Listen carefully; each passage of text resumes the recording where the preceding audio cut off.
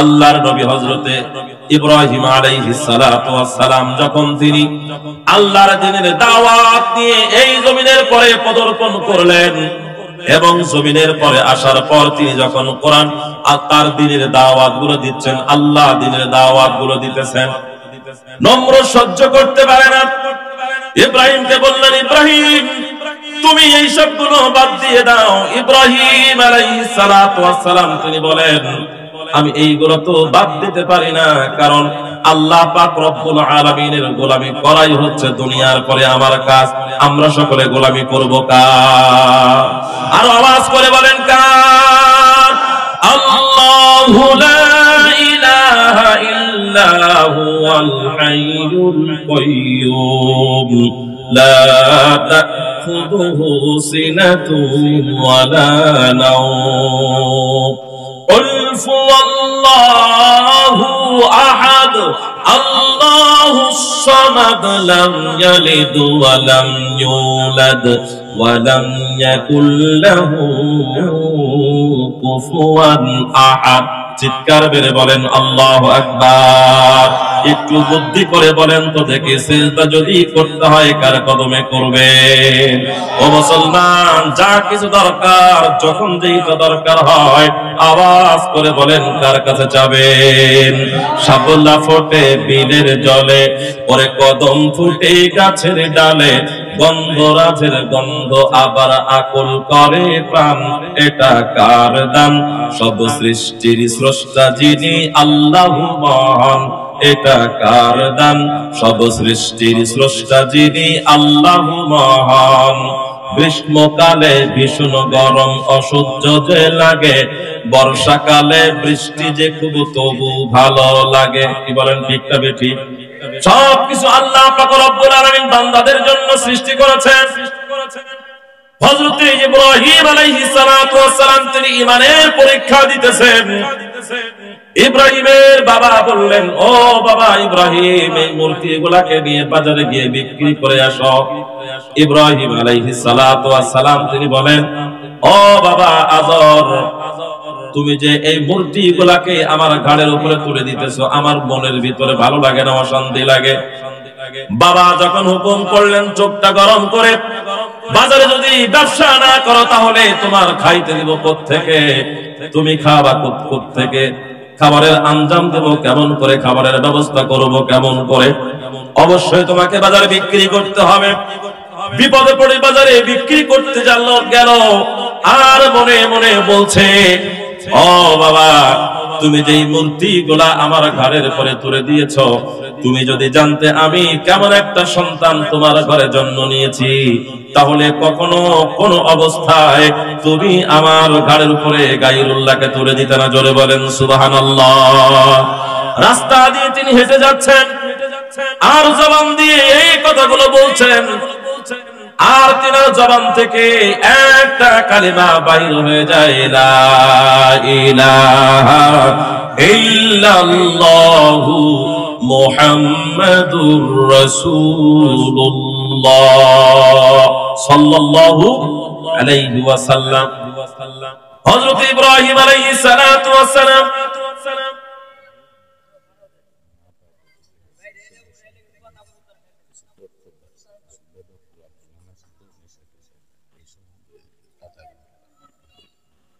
এতক্ষণ ওয়াজ করার পরে আরো আধা ঘন্টা সাবজেক্ট নিয়ে আল্লাহ চেষ্টা করি ইনশাআল্লাহ। এখন আধা ঘন্টা বলতেছে, আলহামদুলিল্লাহ চেষ্টা করি যতটুকু সময় সম্ভব হয়। আল্লাহ পাক আমাদের কবুল করে বলেন আমিন। হযরত ইব্রাহিম আলাইহিস সালাতু ওয়াস সালাম বাজারে নিয়ে গেলেন, সেইখান থেকে ফিরলেন, কিন্তু মনের ভিতরে একটা অশান্তি, একটা দুঃখ। যেই মূর্তিকে নিজে হাতে বানাইলাম, ওই মূর্তিকে আবার কেমন করে আমি ইবাদত করব, এইটা তো কখনো সম্ভব হয় না। এই জন্য মনের ভিতরে অশান্তি লেগে গেল। হযরত ইব্রাহিম আলাইহিস সালাতু ওয়াস সালাম বাবাকে বলে ফেললেন, এই দুনিয়ার মালিক একমাত্র আল্লাহ। জোরে বলেন সুবহানাল্লাহ। ইব্রাহিম আলাইহিস সালাতু ওয়াস সালাম যখন বললেন, বাবা তো একেবারে রাগান্বিত হয়ে গেল, তোকে তো দুনিয়ার পর থেকে ধ্বংস করে ফেলবে, তোকে তো দুনিয়ায় বাঁচতে দিবে না নমরুদ। শেষ পর্যন্ত একই অবস্থা হয়ে গেল, নমরুদ কানে চলে গেল। ইব্রাহিম নামে একটা সন্তান যে নাকি আল্লাহকে রব হিসাবে মানে, কোন রকম ভাবে এই মূর্তিগুলাকে রব হিসাবে মানে না। আল্লাহ পাকের ঘরের ভিতরে সেই মূর্তিগুলো ঝোলানো ছিল। সংক্ষেপে বলে আমি ঈমানের পরিচয় দিতে চাই, ও মুসলমান, আল্লাহ পাক রব্বুল আলামিনের হুকুম আমাদের সকলকে মানতে হবে, এর ভিতরে কোনো সন্দেহ নাই, এর ভিতরে কোনো সন্দেহ নাই, থাকতে পারে না। হযরত ইব্রাহিম আলাইহিস সালাতু ওয়াস সালামকে আগুনের ভিতরে নিক্ষেপ করলো, কারণ একটা, তিনি সত্য কথা বলতেন, ঈমানের পরে অটল অবিচল ছিলেন, আর কোনো দোষ না, একমাত্র আল্লাহ পাক রব্বুল আলামিনের কথা তিনি বলতেন, তিনার ভিতরে আর কোনো দোষ ছিল না। তিনি আল্লাহর কদমে সেজদা করতেন। এই দুনিয়ার পরে আল্লাহর কদমে সেজদা করা, এক রবকে রব হিসাবে মেনে নেওয়া যদি কোনো অপরাধ হয়ে থাকে, আর এই অপরাধের কারণে যদি আমাদের কোনো কষ্ট হয়ে থাকে, আমাদের উপরে যদি কোনো জুলুম হয়ে থাকে, তাহলে আমরা এই জুলুমকে জুলুম হিসাবে মেনে নেই না। কারণ যে আল্লাহর উপরে ঈমান আনয়ন করার কারণে, যে আল্লাহ পাক রব্বুল আলামিনের ইবাদত করার কারণে যুগে যুগে নবী রাসূল পয়গম্বররা কষ্ট করেছেন, আমরাও যদি হালকা কষ্ট করতে পারি, পয়গম্বররা জেল খেটেছেন যদি আমরাও খাটতে পারি, পয়গম্বরদের রক্ত ঝরেছে যদি আমাদের রক্ত ঝরে, পয়গম্বরদের জীবন গিয়েছে আমাদেরও যদি জীবন চলে যায়, পয়গম্বররা আল্লাহর দ্বীনের জন্য ঘাম ঝরিয়েছেন যদি আমাদেরকেও ঘাম ঝরাতে হয়, আর এই কষ্টগুলা আমরা স্বাগতভাবে গ্রহণ করব, কারণ আমরা হলাম একমাত্র কার গোলাম। জোরে আওয়াজ দিয়ে বলেন কার? আল্লাহ আল্লাহ কা মুবারক, আল্লাহ আল্লাহ কা মুবারক কাম হায়, আল্লাহ আল্লাহ মুমিনু কা কাম হায়। আল্লাহ আল্লাহ বলা এটা একমাত্র আল্লাহ ওয়ালাদের কাজ।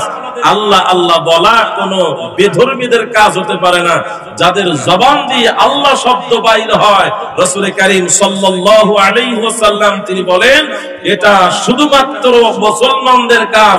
আর যাদের জবানে থাকবে লা ইলাহা ইল্লাল্লাহ ফাদাখালাল জান্নাহ, আল্লাহ পাক রব্বুল আলামিন তাদের স্থানটা করে দিবেন আল্লাহর জান্নাত। আল্লাহর জান্নাত তাদের স্থান হয়ে যাবে। এই জন্য মুসলমান, হযরত ইব্রাহিম আলাইহিস সালাতু ওয়াস সালাম সত্যের জন্য তিনি আগুনের ভিতরে নিক্ষেপ হলেন, নিক্ষিপ্ত করে দিলেন। যার জন্য এত বড় আগুনের কুণ্ড করা হলো, নারু বারদাউ ওয়া সালামান আলা ইব্রাহিম। আল্লাহ পাক রব্বুল আলামিন বললেন, হে আগুন, আমার ইব্রাহিমের জন্য এমন ঠান্ডা হয়ে যাও, শীতল হয়ে যাও, আমার ইব্রাহিম যেন বিন্দু মাত্র সময়ের জন্য কোনো কষ্ট না পায়, গরম হবে না, কঠিন ঠান্ডাও হয়ে যাবে না। মুফাসসিরিনে কিরাম এই আয়াতের তাফসীর করতে গিয়ে বলেন, হযরত ইব্রাহিম আলাইহিস সালাতু ওয়াস সালামের মারাত্মক কোনো গরম লাগে নাই, মারাত্মক কোনো ঠান্ডা লাগে নাই। হযরত ইব্রাহিম আলাইহিস সালাতু ওয়াস সালাম অনেক আরামের ভিতরে সেখানে ছিলেন। নমরুদ দূরত্বে দাঁড়ায়া দাঁড়ায়া বসে বসে নমরুদ খাবার খাইতেছে, শরাব মদ পান করতেছে, আর উজির নাজিরদেরকে নিয়ে আনন্দ ফুর্তির ভিতরে লিপ্ত আছে, ল্যাংটাদেরকে নিয়ে। আমাদের দেশেও কিছু ল্যাংটার দল আছে না নাই? আরে বাবারে, কেমন ল্যাংটার দল, নাম দেয় ল্যাংটা, আবার তার দরবারে নিয়ে যাও আবার অনেক ল্যাংটা, কত রকম গান বাজনা, কত রকম আনন্দের ফুর্তি হয়। যে ল্যাংটা এ আবার অন্যকে পোশাক পরাবে কেমন? সে নিজেই তো ল্যাংটা। ও টাঙ্গাইলের মুসলমান, ভালো করে বুঝবেন, নমরুদ ল্যাংটাদেরকে নিয়ে গান বাজনা করতেছে, আনন্দ ফুর্তি করতেছে। আর ঠিক তেমন একটা সময় হযরত ইব্রাহিম আলাইহিস সালাতু ওয়াস সালাম আগুনের মধ্যে, বিশাল বড় আগুনের প্যান্ডেল করা হলো।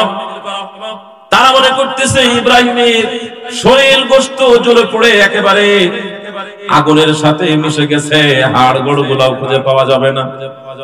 কিন্তু মাত্র নমরুদের 3 বছরের একটা কন্যা সন্তান। তাফসিরে কাবীরের ভিতরে এসেছে 4 বছরের একটা সন্তান, হয় 3 বছর তা না হয় 4 বছর, যাই হোক একটা কন্যা সন্তান নমরুদের পাশে বসে বসে ওই আগুনের ভিতরে দেখতেছিল আগুন কেমন করে জ্বলে। কারণ এই আগুনের এত শক্তি, এই আগুনের এত পাওয়ার, এই আগুন যত উঁচে চলে যায়, হাজার হাজার কিলোমিটার উপর দিয়ে যেই পাখিগুলো উড়ে যাইতেছিল, এই আগুনের প্রখারে, আগুনের তেজে ওই পাখিগুলা জমিনের পরে পড়ে যায়, মরে যায়।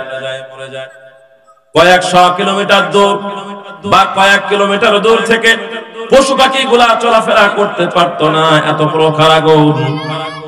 এই আগুনের ব্যবস্থা যেই মানুষটার জন্য করা হলো তার কোনো কিছু হইতেছে না। 3 বছরের শিশু কন্যা বাচ্চা, এই শিশু কন্যা বাচ্চা অস্থির হয়ে গেল এবং বাবাকে ডেকে বলতেছেন, বাবা তুমি যার জন্য আগুনের ব্যবস্থা করলে সেই ব্যক্তিকে তো আগুনে কোন রকম জ্বালাইতেছে না। নমরুদ বলে, মা তুমি বুঝবা না, তুমি তো বোঝো না, 3 বছরের বাচ্চা, 3 বছরের শিশু মেয়ে বাচ্চা। বলতেছেন, না বাবা আমি তো নিজে চোখেই দেখতে পারতেছি আগুন যার জন্য ব্যবস্থা করেছো, আগুন তো তাকে কোন রকম পোড়ায় না। বলেন সুবহানাল্লাহ। পোড়ানোর মালিককে, হেফাজত করার মালিককে। وَتُعِزُّ مَن تَشَاءُ وَتُذِلُّ مَن تَشَاءُ بِيَدِكَ الْخَيْرُ إِنَّكَ عَلَى كُلِّ شَيْءٍ قَدِيرٌ। ইজ্জত দেওয়ার মালিককে, অপমান করার মালিককে। ও মুসলমান, ছোট্ট বাচ্চা কন্যা মেয়ে যখন বারবার বলে, নমরুদ বলে, না বাবা তুমি বোঝো না, কারণ ছোট বাচ্চার মেয়ের কথা তার বিশ্বাস হচ্ছে না, কিন্তু কথা সত্য। আগুনের ভিতরে হযরতে ইব্রাহিম আলাইহিস সালাতু ওয়াস সালামকে কোন রকম ক্ষতি করতে পারে না। প্রথম দিন চলে গেল, দ্বিতীয় দিন আসলো, ওই দ্বিতীয় দিন একই রকম কথা ছোট্ট বাচ্চা কন্যা বলতেছে, ও বাবা ইব্রাহিম আলাইহিস সালাতু ওয়াস সালাম কিন্তু পড়ে না, তুমি যার জন্য আগুনের ব্যবস্থা করেছো আগুন তো তার কোনো ক্ষতি করতে পারে না। যখন এইরকম ভাবে বলে, নমরুদ বলতেছে, না এটা কখনো হতে পারে না, এত কঠিন আগুন, অনেক দূর কিলোমিটার পর্যন্ত গাছ গাছালি গুলা, ঘর বাড়ি গুলা সব জ্বলে পড়ে ছারখার হয়ে যায়। পশু পাখি এই আগুনের তাপে এলাকাতে আসতেই পারে না। আর অনেক দূরে যেই পাখিগুলা কোনদিন জমিনে আসে না, সেই পাখিগুলা ওইখান থেকে ঝপঝপ করে পড়ে পড়ে সব মারা যাইতেছে। আর সেই আগুনের ভিতরে ইব্রাহিমকে দিয়ে দিলাম, ইব্রাহিম তো বাঁচতে পারে না, তুমি ভুল বলতেছ। মেয়ে যখন বারবার শক্ত করে সে বলতেছে, শক্ত করে যখন বলছে, ইব্রাহিমকে শেষ পর্যন্ত আগুনকে নিভাইয়া দিয়ে বাহির করা হলো এবং ইব্রাহিমকে জিজ্ঞাসা করা হলো, ইব্রাহিম তোমাকে এতদিন পর্যন্ত আগুনের ভিতরে জ্বালাইলাম কিন্তু তোমার কোনো ক্ষতি হলো না, কারণ কি? হযরতে ইব্রাহিম আলাইহিস সালাতু ওয়াস সালাম বলে, ও নমরুদ, দুনিয়ার উপরে অনেক বড় রাজত্বর সিংহাসন তুমি জুড়ে নিয়ে বসেছো, তবে আমি যেই সিংহাসনের মালিকের ইবাদত করি, এই দুনিয়ার শুধু আগুন নয়, দুনিয়ার সকল মাখলুকাত গুলা একমাত্র সেই রবের হুকুম মেনে চলে। বলেন সুবহানাল্লাহ। সেই রবের নাম কি? জোরে আওয়াজ দিয়ে বলেন কি? আওয়াজ করে বলেন আল্লাহ। ও মুসলমান, যখন হযরত ইব্রাহিম আলাইহিস সালাতু ওয়াস সালাম আল্লাহ পাক রব্বুল আলামিন তার সম্পর্কে এমন করে বললেন, ছোট্ট কন্যা বাচ্চা মেয়ে বলতেছে, ও নবী ইব্রাহিম, আপনার আল্লাহ যদি আপনাকে আগুন থেকে বাঁচাতে পারে তাহলে আমি কেন ওই আল্লাহকে ভুলে থাকবো? তবে আমি আপনার কথা জিজ্ঞাসা করতে চাই, আপনি যখন ওই আগুনের ভিতরে ছিলেন আপনার কেমন অনুভব হচ্ছিল? হযরতে ইব্রাহিম বলে, না কোনো বেশি ঠান্ডা, না কোনো বেশি গরম, তাহলে আপনি এতদিন পর্যন্ত ওর আগুনের ভিতরে কি খাইলেন?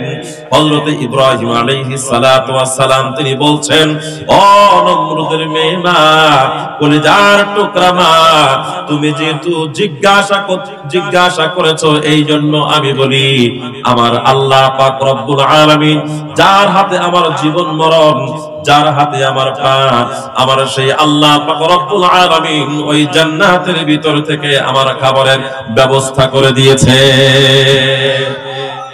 তোমার হাতে এখনো পর্যন্ত সেই ফল দেখতে পাচ্ছি, তুমি কি একটু ওই ফল থেকে আমাকে দিবা? হযরত ইব্রাহিম আলাইহিস সালাতু ওয়াস সালাম তিনি বলেন, হ্যাঁ মা, তুমি যদি আমার এই ফল থেকে খেতে চাও তাহলে আমি আর দেরি করব না, তুমি আমার হাতের থেকে নিতে পারো। ছোট্ট বাচ্চা মেয়ে, কন্যা সন্তান নমরুদের দৌড়বে এসে হযরত ইব্রাহিম আলাইহিস সালাতু ওয়াস সালামের হাত থেকে একটা আঙ্গুর নিলেন এবং কামড় মারলেন। প্রথম কামড়ে চমৎকার পূর্ণ একটা স্বাদ অনুভব করতে পারলেন।